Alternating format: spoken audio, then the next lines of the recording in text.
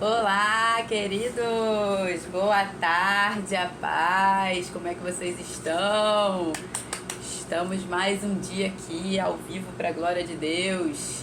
Dia 21 de outubro, dia mais lindo, precioso, aniversário da minha princesa amada, Abigail.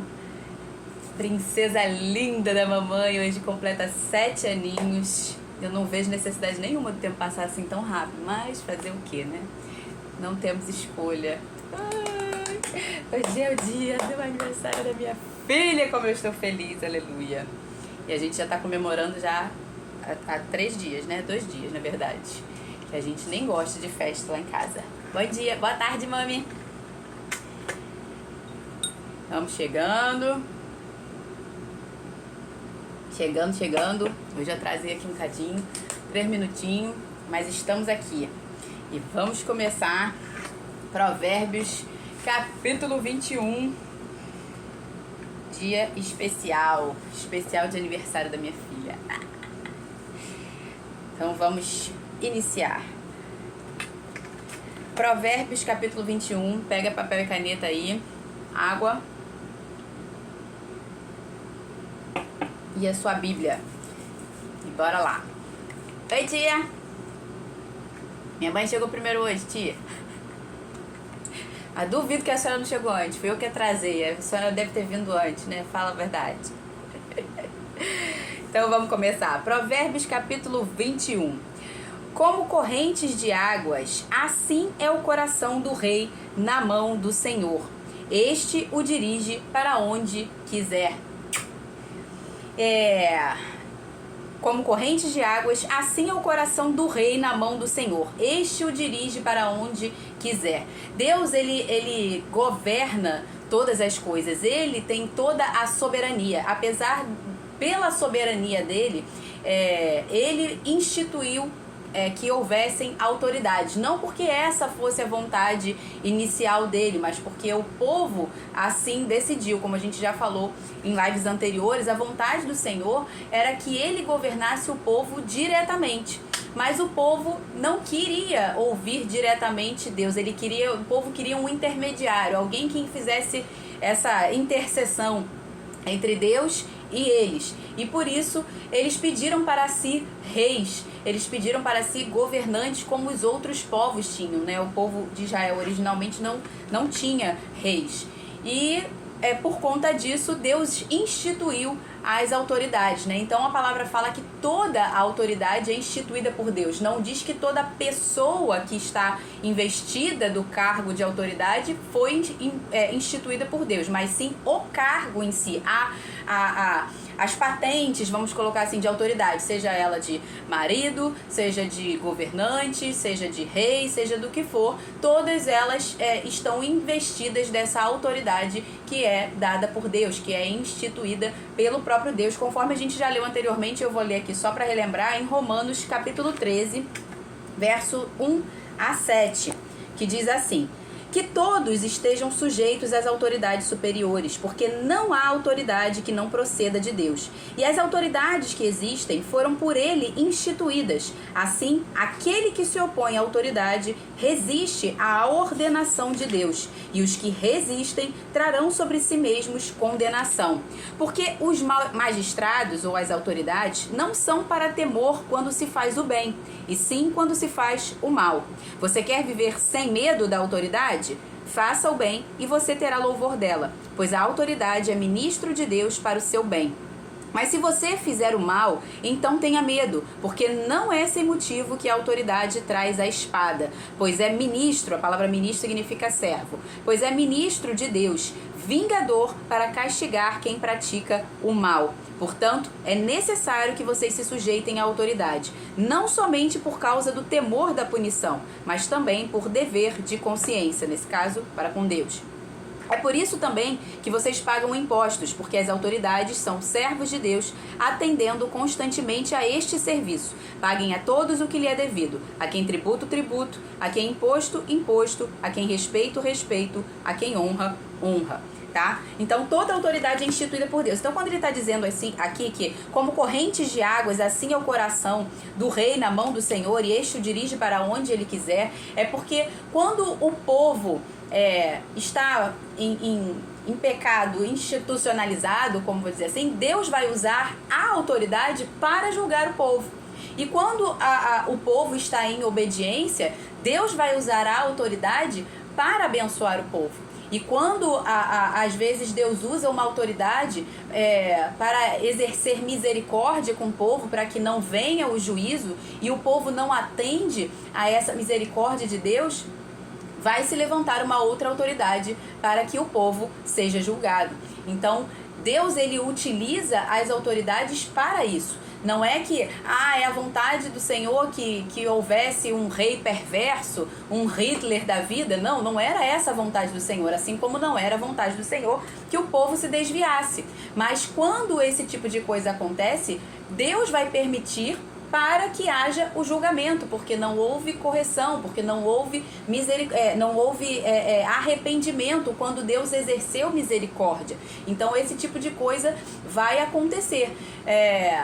Outra questão, então tudo que o governante faz de ruim é a vontade de Deus? É Deus que está dirigindo o coração dele para fazer tudo que é de ruim? Claro que não.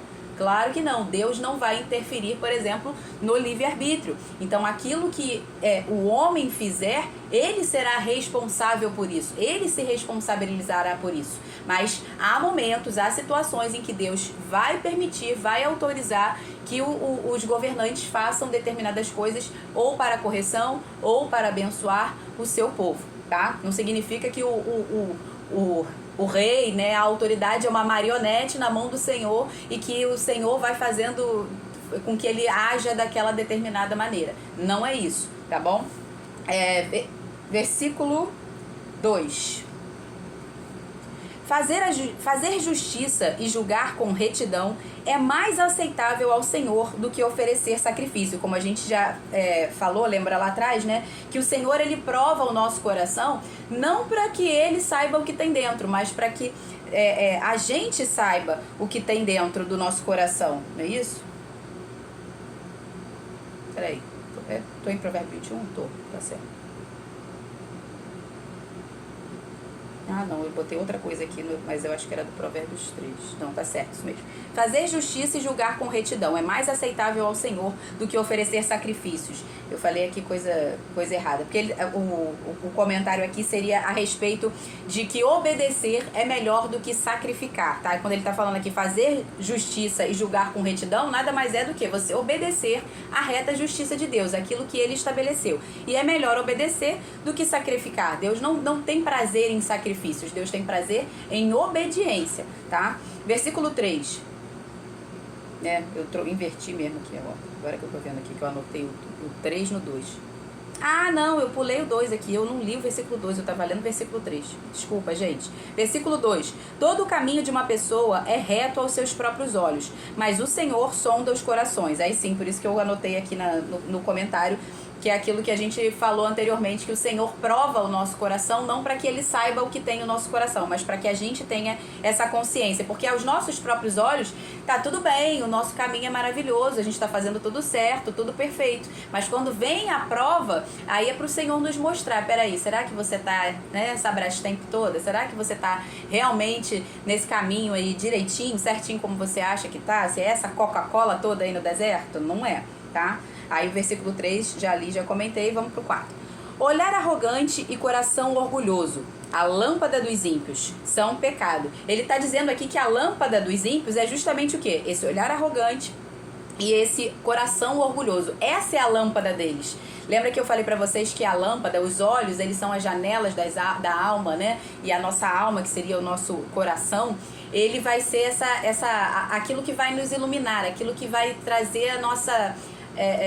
como é que eu vou dizer? Eu acho, não sei se eu não tenho. A nossa orientação, é a nossa mente. E o Espírito Santo, ele vai conduzir aquele que crê em Cristo, aquele que tem o Espírito Santo conduz a nossa alma, né? Aquele que se deixa ser conduzido pelo Espírito Santo na sua alma, vai ter essa iluminação do próprio Deus, essa iluminação que é o Espírito Santo, que é a palavra de Deus. Mas aqueles que rejeitam a Deus, aqueles que não aceitam a direção do Espírito Santo, a orientação, o governo do Espírito Santo, a lâmpada deles é pura treva, é pura escuridão. Então ele está dizendo aqui que a lâmpada do ímpio é o quê? É um olhar arrogante e um coração orgulhoso. E isso é pecado. Então ele vai ficar totalmente desorientado, ele não tem orientação alguma, entendeu? Ele vive na treva, ele vive em escuridão, sem qualquer tipo de orientação, ele está obscurecido pelos seus pecados, o véu ainda não foi removido, as escamas dos olhos ainda não foi retirado, então ele ainda não consegue entender claramente, ele não tem revelação plena daquilo que a palavra de Deus está dizendo para ele. Versículo 5. Os planos de quem é esforçado conduzem à fartura, mas a pressa excessiva leva à pobreza. O esforçado, o diligente, né, o sábio, ele vai trabalhar em si mesmo. A diligência dele, em primeiro lugar, é trabalhando em si. Ele vai buscar a sabedoria, ele vai estudar, vai buscar o conhecimento. Ele vai buscar o conhecimento na área de atuação dele, de trabalho, se for ele um empresário ou a área que seja que ele trabalha. Ele vai se lapidar. Primeiro ele vai, não que ele não possa estar fazendo aquilo que precisa ser feito mas ele, em primeiro lugar, ele busca a sabedoria para trabalhar em si mesmo, busca o conhecimento para poder se equipar daquilo. Ele vai fazer treinamento, ele vai estudar, ele vai fazer tudo o que precisa ser feito para ele fazer as coisas com excelência e com eficácia, para não perder tempo, para não ficar batendo cabeça, né, e tentando atalhos diferentes, sendo que seria muito mais fácil e muito mais eficaz se ele primeiro estudasse, se ele primeiro trabalhasse em si mesmo, no seu próprio caráter, se moldasse, para que ele fizesse as coisas com mais eficácia. Seria o equivalente ao que a palavra fala em afiar o machado. Lá em Eclesiastes 10:10 diz assim: se o machado está embotado, ou seja, sem corte, sem fio, né, não está afiado, e não se lhe afia o corte, será preciso redobrar a força, né, ou seja, trabalhar muito mais. Mas com sabedoria se obtém bom êxito, em outra versão tá, mas a sabedoria é proveitosa para dar prosperidade. Então, se você afia, o que é mais fácil? Você pegar o machado do jeito que está, sem fio, e ficar lá trabalhando, se matando, vai ter que dar muito mais machadada para conseguir cortar lá a lenha, né? Porque o machado está embotado, o machado está sem corte, está sem fio. Então o que é mais fácil? Você perder, entre aspas, né? Investir aquele tempo inicialmente ali afiando o machado para numa machadada só você resolver, ou seja, com menos esforço, com mais eficiência, porque você antes foi lá e afiou o machado, ou você ficar lá igual uma pessoa sem inteligência, uma pessoa insensata, se matando de trabalhar, vai ficar o corte todo errado, porque você não fez o que precisava fazer antes. Então, é disso aqui que está se tratando, né? Os planos do esforçado conduzem à fartura, mas a pressa excessiva leva à pobreza. Então, esse é o tipo de planejamento. A palavra fala... quem é a pessoa que antes de construir um prédio não planeja para saber se vai ter a provisão para construir o prédio todo, para que no final das contas não consiga concluir, alguém diga lá, viu, ele começou a obra e não terminou, é um tolo, entendeu? Então o planejamento é para isso, para você se afiar antes, para você fazer aquilo que precisa ser feito antes de iniciar, para que quando o projeto for feito, ele seja rápido, ele seja eficiente, seja mais produtivo e vai ter muito mais retorno. Então, os planos do diligente vão ser muito melhores do que a pressa excessiva do tolo, tá? Que leva à pobreza. A pressa excessiva leva à pobreza. Seria o equivalente também a pessoa que constrói sobre a rocha, como a palavra fala, que construiu a sua casa na rocha, e o que construiu na areia. Do ponto de vista de rapidez, de agilidade, construir na areia é muito mais fácil.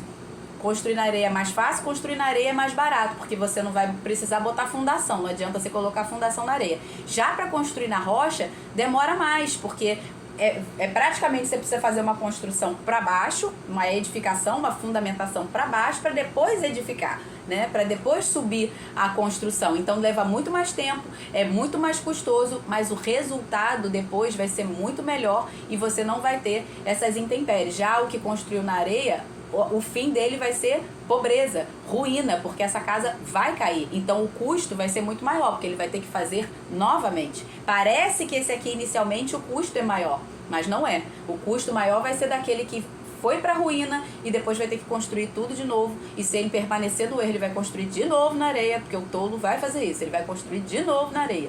Ele não aprende nem com os próprios erros. Então, no final das contas, é muito mais produtivo, eficiente e menos custoso você construir na rocha, fazer aquilo que precisa ser feito com eficiência, eficácia e diligência, tá? É isso, foi tudo. Versículo 6. Fazer fortuna por meio da mentira é vaidade e armadilha mortal. Eu não vou falar sobre isso novamente, mas quem não assistiu a live de ontem, assiste. A gente falou sobre defraudação nos versículos 14 e versículo 17 de Provérbios 20. Vale a pena você assistir lá, que a gente falou só sobre essa questão aqui de defraudação, tá? Versículo 7. A violência dos ímpios leva à ruína, porque eles se recusam a praticar a justiça. Vou ler o 8 também. O caminho do culpado é tortuoso, mas quanto ao inocente, a sua conduta é reta. Semeadura e colheita, daqui que se trata, tá? A violência dos ímpios vai levar à ruína, porque eles se recusam a praticar a justiça. Então, aquilo que eles plantaram, eles vão colher. Versículo 9. Melhor é morar no canto do terraço do que com uma mulher briguenta na mesma casa. Se eu entrar nesse assunto de novo, vou levar mais 2 horas aqui falando. Porque aí eu vou terminar de falar aquilo que eu comecei anteontem, Provérbios 19. Então, se você não ouviu anteontem, Provérbios 19, assiste lá, que foi bem legal. Eu fiz comentário sobre isso nos versículos 13 e 14 de Provérbios 19. Dá um pulinho lá. Versículo 10. A alma do ímpio deseja o mal, nem o seu vizinho recebe compaixão dele. É isso mesmo, versículo 10. A alma do ímpio deseja o mal, nem o seu vizinho recebe compaixão dele. Por quê? Porque ele é ímpio. Ímpio o que significa impiedoso. Ele não tem piedade, ele não tem compaixão. Então, nem o vizinho dele vai receber compaixão dele. Ninguém, porque ele é impiedoso. Ele não tem piedade, tá? Versículo 11. Quando o zombador é castigado, os ingênuos se tornam sábios. E quando o sábio é instruído, cresce em conhecimento. Lembra que a gente falou também em Provérbios 19, a gente falou sobre isso. É necessário que o tolo, o zombador, como tá aqui, o zombador tá aqui, seja castigado. Por quê? Para que os simples depois olhem aquilo e falem assim, poxa, eu não posso cometer esse mesmo erro. Né? Porque existe a simplicidade, aqui eles colocaram como ingenuidade, mas a palavra original seria os simples, né? Aqueles que ainda não chegaram a esse nível de entendimento, para que eles olhem e falem assim, opa, eu preciso corrigir.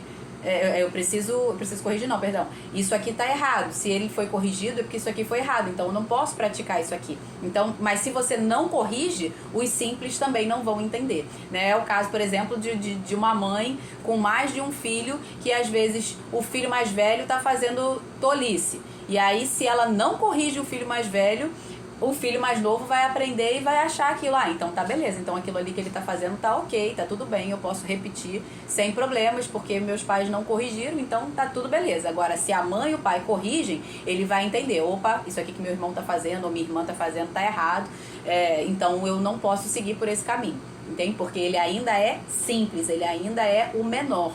Por isso que a palavra fala que quando a gente faz pecar um desses pequeninos, é melhor a gente amarrar uma pedra de um moinho no pescoço e se lançar ao mar. A gente não, a palavra fala assim, é inevitável que venham os escândalos, mas ai daqueles por meio de quem vierem. Então, às vezes os tolos, os zombadores vão dar mau exemplo, vão dar mau testemunho para os mais simples, né? E ai deles por isso, porque eles vão ser corrigidos à altura. Mas Nós, enquanto pais, ou enquanto mães, ou aqueles que estão investidos em cargos de autoridade, se você é um empresário e você tem funcionários ao seu serviço, e se um funcionário faz alguma coisa de errado e você não corrige, aquilo vai servir de exemplo para todos os outros. E se você corrige, igualmente, também vai servir de exemplo. Então corrija, para que os outros não pensem que aquilo ali é a forma maneira de se portar. Isso serve para qualquer cargo de autoridade, tá? Dentro de qualquer instância, isso precisa acontecer. Tem que haver correção sempre daquilo que é mal. Você precisa ser pontual, imediato. Aconteceu, corrija. Versículo 12. Deus, o justo, observa a casa dos ímpios e os faz cair em desgraça. No Salmo 37, de 9 a 13... Deixa eu ver aqui onde é que eu botei aqui. Salmo 37, de 9 a 13, diz assim: porque os malfeitores serão exterminados, mas os que esperam no Senhor possuirão a terra. Mais um pouco de tempo e já não existirá os ímpios. Você procurará no lugar onde eles estavam e não os encontrará. Mas os mansos herdarão a terra e terão alegria na abundância de paz. Os ímpios fazem planos contra os justos e contra eles rangem os dentes. O Senhor dá risada dos ímpios, pois vê o dia deles está chegando. Então, é no 12 que eu tô, né? Então, Deus, ele vai observar a casa dos ímpios, ele tá vendo tudo. E ele vai dar a cada um conforme aquilo que cada um plantou. A palavra fala que ele é o vingador, ou seja, ele é o vingador da semente. Aquilo que você semeou, você vai colher. A semente vai vingar, ela vai frutificar, Deus vai fazer frutificar. Então, se você plantou o mal, você vai colher o mal. Se você plantou o bem, você vai colher o bem. E no caso dos ímpios aqui, como ele só pratica a impiedade, ele vai cair em desgraça. Esse vai ser o resultado. Lá em 1 Pedro, no capítulo 4, 18 e 19, também diz assim, vou ler aqui rapidamente. 18, 19? Não, 17 e 18, perdão. Porque chegou o tempo de começar o juízo pela casa de Deus. E se começa por nós, qual será o fim daqueles que não obedecem o evangelho de Deus? E se é com dificuldade que o justo é salvo, que será do ímpio e do pecador? Então, se até nós, os justos, aqueles que já foram justificados em Cristo Jesus, o juízo vai começar por nós no sentido de ver as nossas obras e, peraí, vamos ver qual vai ser a recompensa deles. Esse vai ser o julgamento dos justos, como a gente vai ter lá no livro de Apocalipse, que eu não vou entrar nisso agora. Né? O julgamento dos justos vai ser para a questão das recompensas, para o julgamento das obras. O julgamento dos ímpios vai ser o julgamento para a salvação, porque eles não receberam a salvação em Cristo. Então, se nós seremos julgados, quanto mais o ímpio e pecador, que nem a salvação recebeu. Então, todos seremos julgados por Deus, tá? No versículo 13 agora. A alma... que a alma aqui, menina, eu tô lendo o meu comentário. Versículo 13. Quem tapa os ouvidos ao clamor do pobre, também Quem tapa os ouvidos ao clamor do pobre, também clamará e não será ouvido. Em Provérbios 11, 25 está escrito assim: a alma generosa prosperará e quem dá de beber será descedentado. Então, o que ele está dizendo aqui se você tapa os seus ouvidos ao clamor do necessitado, e aqui a gente já explicou o que é o necessitado e o pobre realmente que nós precisamos dar assistência, se você tapa os ouvidos para esse clamor, quando você precisar, você também não será ouvido. Você clamará a Deus e ele também não te ouvirá, porque você não está sendo justo, você não está sendo generoso, você não está exercendo o caráter misericordioso de Deus. Você está sendo como o ímpio, que não tem piedade, que não tem compaixão. Nós não somos assim. Aqueles que entenderam quem são em Cristo precisam viver de modo digno, assim como Cristo viveu. Tanto é que depois, você vai ver Jesus falando, como que explicando ali para os discípulos, que no dia final ele vai, na prestação de conta, ele vai falar assim, porque eu tive fome e vocês não me deram de comer, eu tive sede, vocês não me deram de beber. E aí eles perguntam, mas como assim? Aonde foi que a gente te viu com fome e não te assistiu? Quando foi que a gente te viu com sede e não te deu de beber? Quando foi que a gente te viu nu e não te ofereceu roupas? Quando que você esteve preso e a gente não foi te visitar? E aí ele fala, quando vocês deixaram de fazer a um desses pequeninos, a mim vocês deixaram de fazer. Isso é discernir o corpo de Cristo, é entender que cada um de nós juntos somos o corpo de Cristo. Nós não somos o corpo de Cristo sozinho. Então, quando você deixa de fazer para o seu próximo, você está deixando de fazer para o próprio Deus, para Cristo. É a Ele que você está deixando de servir, é a Ele que você está deixando de fazer. Porque nós representamos a Ele, nós somos representantes dele. Cada um de nós recebeu uma porção da manifestação da glória de Deus para manifestarmos aqui. Por isso que a palavra fala que a criação aguarda com ardente expectativa a manifestação dos filhos, porque os filhos carregam a glória de Deus. Então nós precisamos nos manifestar. E como é que a gente se manifesta?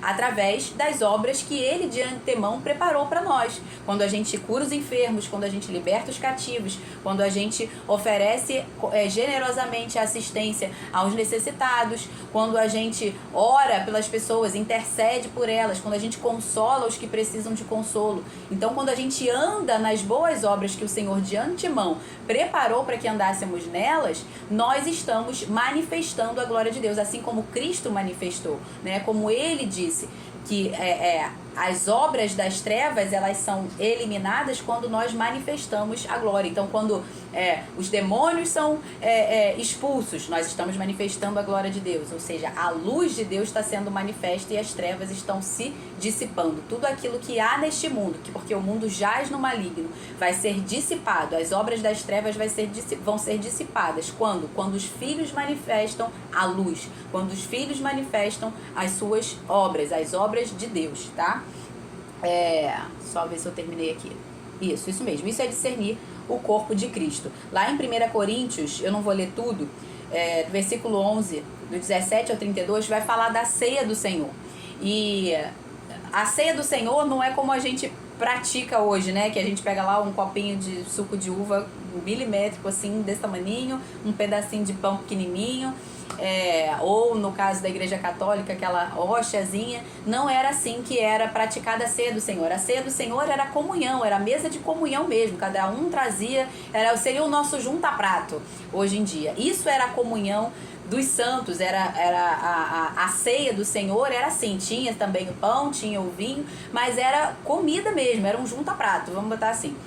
E Paulo começou a exortar os irmãos nessa situação aqui, os irmãos de Corinto, porque eles traziam a comida, né? E aí junta todo mundo, junta os mais pobres, os mais ricos, todo mundo para ter comunhão. E aí os mais pobres às vezes não têm o que trazer ou trazem algo de menor qualidade, e os ricos traziam coisas abundantes, maravilhosas, só que eles traziam e não esperavam os outros para comer, para que aquilo ali fosse distribuído para todo mundo, para que todo mundo pudesse ter comunhão, pudesse ter partilha. E aí Paulo assim fala para eles: vocês por acaso não têm o que comer em casa? Quem tem fome, coma em casa. Mas quando vocês se reunirem para comer, vocês têm que se reunir para comer para a comunhão. Não é para matar a fome, é para ter comunhão, é para a gente sentar junto à mesa, se reunir e ter comunhão com Deus e ter comunhão uns com os outros. É para relacionamento. Não é para matar a fome. Então Paulo fala: quem tem fome, coma em casa. Quando a gente se reúne para comer, é para esperar todo mundo, é para todo mundo comer junto. Aí ele fala assim: é por isso que muitos de vocês estão doentes, estão fracos, e ainda há os que morrem, né? Na palavra eles falam os que dormem, e ainda os que morrem. Por quê? Porque vocês não estão discernindo o corpo. Vocês não estão entendendo que esse seu irmão que está aqui para ter comunhão com você, ele é um contigo e um com Cristo. Ele é um com você. Como você não está discernindo o corpo, é por isso que tem pessoas fracas, pessoas doentes, pessoas morrendo. Porque vocês não estão cuidando do corpo, não estão cuidando uns dos outros, tendo comunhão uns com os outros como deveriam, tá? E isso é muito sério. No versículo 16 agora. Quem se desvia do caminho do entendimento repousará na congregação dos mortos. Isso porque Cristo, ele é o caminho. Cristo, ele é a própria sabedoria. E quem se desvia desse caminho já está caminhando para a morte. Para a morte eterna, né? Que é a separação do seu espírito com o Espírito de Deus eternamente. Isso é o inferno. O inferno é uma separação do espírito do homem com o espírito de Deus, porque os nossos pecados fazem separação. E a reconciliação está em Cristo. Então, se a pessoa não recebeu a Cristo, que é aquele que é o reconciliador, o intercessor, essa pessoa continua separada de Deus. Então, ela está caminhando para a morte eterna, porque nós somos espírito. Então, a morte do nosso espírito não é como a morte do nosso corpo. Ah, morreu, ponto final. Não, a morte do nosso espírito é uma separação do espírito de Deus, tá? O inferno é isso, o que é pior no inferno não vai ser como a palavra fala, né? O lago de fogo e enxofre, onde o verme não morre, onde você não sente dor, não vai ser isso o pior. O pior vai ser a separação, estar separado de Deus, alheio ao Senhor, destituído da glória de Deus eternamente. Esse é o verdadeiro castigo do inferno. Versículo 17. Quem ama os prazeres acabará na pobreza. Quem ama o vinho e a boa vida nunca ficará rico. Por quê? Porque ao invés de multiplicar os recursos, ao invés de investir em sabedoria, em conhecimento para que os seus recursos se multipliquem, ele está desperdiçando com prazeres imediatos. Em vez de plantar a semente para que a semente multiplique, ele está comendo a semente. Então isso não é sábio e ele vai acabar na pobreza. Ele nunca ficará rico. Nunca ficará rico. Versículo 18. O ímpio serve de resgate para... Onde é que eu tô aqui? É isso mesmo. O ímpio serve de resgate para o justo, e em lugar dos retos é entregue o infiel. Mais uma vez, semeadura e colheita. Versículo 19. O melhor é morar numa terra deserta do que com uma mulher briguenta e geniosa. De novo, volta lá em Provérbios 19 para você rir um pouquinho e assistir o que a gente falou a respeito disso, tá? Que ele tá repetindo aqui praticamente o mesmo versículo. Desculpa. Versículo 21. Quem segue a justiça e a bondade achará a vida, a justiça e a honra. Novamente, semeadura e colheita. A honra, ela é uma colheita, tá? De quem segue a justiça, de quem segue a bondade, de quem ama. Então, aquele que faz o que precisa ser feito receberá a devida honra por isso, a devida recompensa por isso. Não espere ser honrado por algo que você não fez. Não espere recompensa por algo que você não fez. Entendeu? Não tem como. Para você colher, você tem que plantar. E aquilo que você plantar vai ser exatamente o que você colheu. Então, se você plantou aquilo que é devido, você vai receber a devida honra por isso, tá? Versículo 22. O sábio escala a cidade dos valentes e derruba a fortaleza em que eles confiam. Tá? Verso 22. Na NBV tá assim: na hora da batalha, a sabedoria vale mais do que a força bruta para obter a vitória. Então, perceba como a sabedoria ela é importante em tudo, para todas as áreas da sua vida. Por isso que a palavra fala: com tudo que você tem, compre a sabedoria, busque a sabedoria. A sabedoria, um homem sábio ele é melhor do que o maior valente, o homem mais forte que existe. Sem sabedoria, ele não passa de um tolo e ele vai se prejudicar com isso. Não há guerra que possa ser vencida sem sabedoria. Versículo 23 e 24. Quem guarda a boca e a língua, guarda a sua alma de muitas dificuldades. Quanto ao orgulhoso e arrogante, zombador é o seu nome. Ele age com orgulho e arrogância. E quem zomba da sabedoria vai ser zombado por ela. De Deus não se zomba. Aquilo que o homem semear, ele vai colher. Então o zombador ele vai colher zombaria. Isso é fato. Versículo 25. O preguiçoso morre desejando, porque as suas mãos se recusam a trabalhar. Que desgraça, né? Não precisa nem comentar. Ô, Jesus. Versículo 26. O cobiçoso cobiça todo o dia, porém o justo dá com generosidade. A palavra fala lá em Atos 20, 35 na parte B. Mais bem-aventurado é dar do que receber. A gente já falou isso aqui, né? É muito melhor você ter para dar, estar na condição de abundância para poder dar generosamente, do que você estar naquela condição de pobre, miserável que precisa receber. Então é muito melhor, muito mais bem-aventurado você dar do que receber, tá? Versículo 27. O sacrifício dos ímpios já é abominação, ainda mais quando é oferecido com más intenções. Por quê? Porque Deus não quer sacrifício, mais uma vez, ele quer obediência. Então o sacrifício dos ímpios já é abominação. Primeiro porque ele é ímpio e não obedece. Segundo que ele ainda vai sacrificar o quê? Né? Como que o sacrifício dele vai ser aceitável? É impossível. Então o sacrifício dele já é abominação, porque ele é ímpio, ele não é obediente.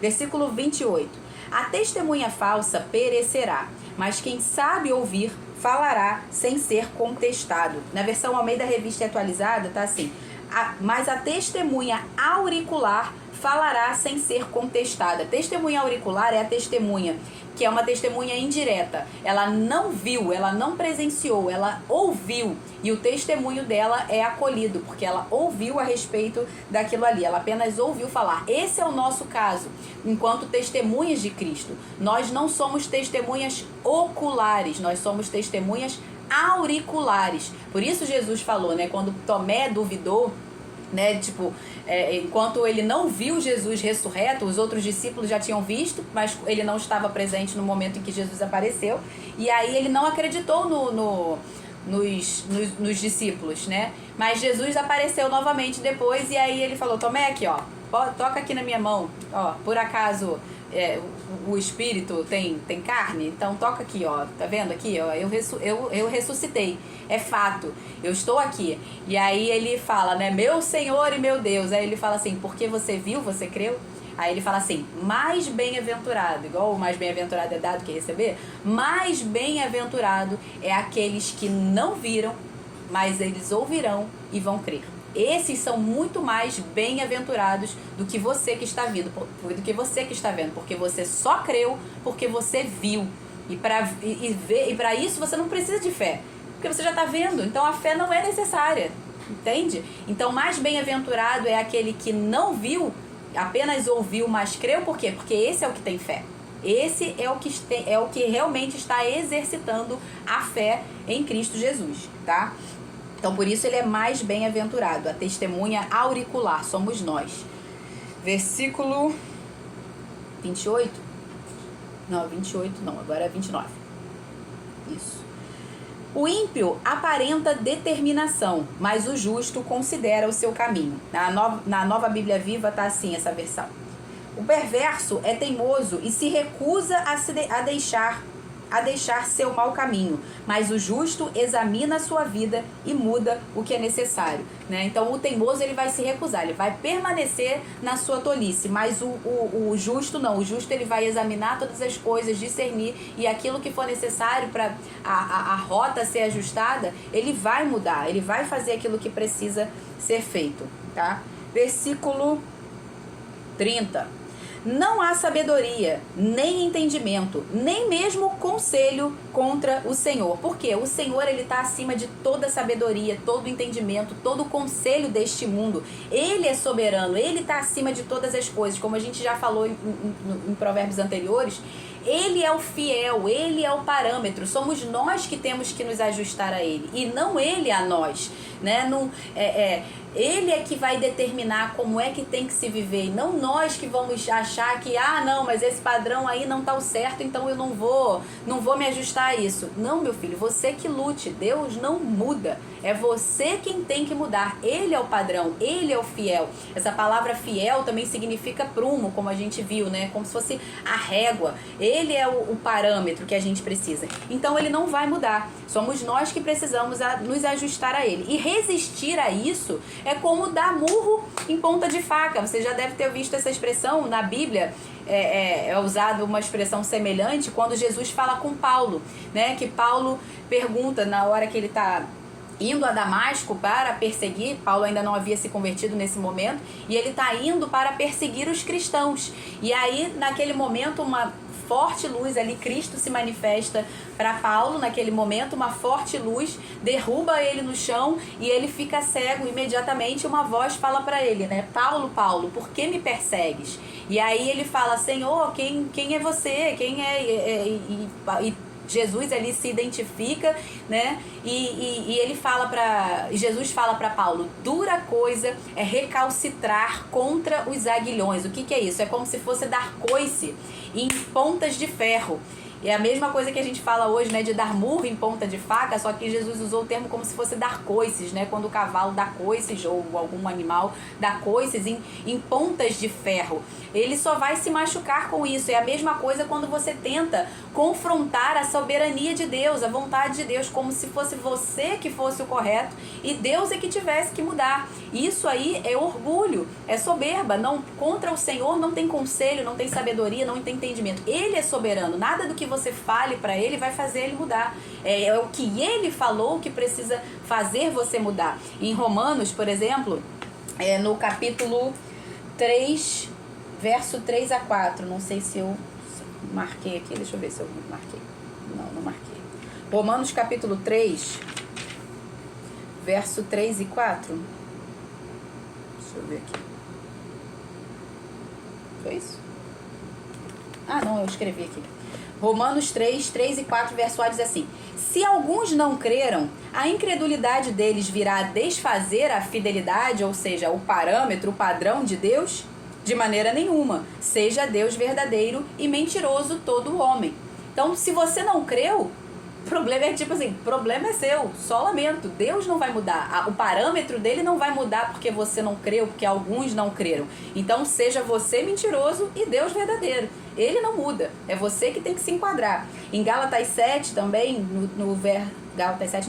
Gálatas 1, versículo 7 e 8 está escrito assim: porque não existe outro evangelho a não ser aquele que nós proclamamos. O que ocorre é que vocês estão sendo enganados por aqueles que torcem e mudam a verdade concernente ao evangelho de Cristo, né? Só há o evangelho de Cristo. Mas ainda que nós, ou mesmo um anjo vindo do céu, pregue a vocês um outro evangelho diferente do evangelho de Cristo que nós temos pregado a vocês, que seja ele maldito. Então só existe uma palavra, só existe um evangelho, que é o evangelho de Cristo. Então qualquer que tente ir contra o Senhor, qualquer um que tente pregar qualquer outra coisa diferente do que está no evangelho de Cristo, esse seja maldito, esse seja anátema.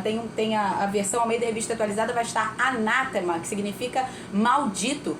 Este sim é maldito, este sim é mentiroso. Qualquer que tente pregar qualquer evangelho que seja diferente do evangelho de Cristo, justamente porque não há sabedoria, nem entendimento, nem mesmo conselho contra o Senhor. É Ele quem prevalece. É o que Ele disse que prevalece. Então, seja Ele verdadeiro, e todo homem que se contraria ao que Deus falou, esse é mentiroso e não o Senhor. Deus não vai mudar por sua causa. É você quem tem que mudar e se adequar, porque Ele é o padrão e não você, tá? Versículo 31.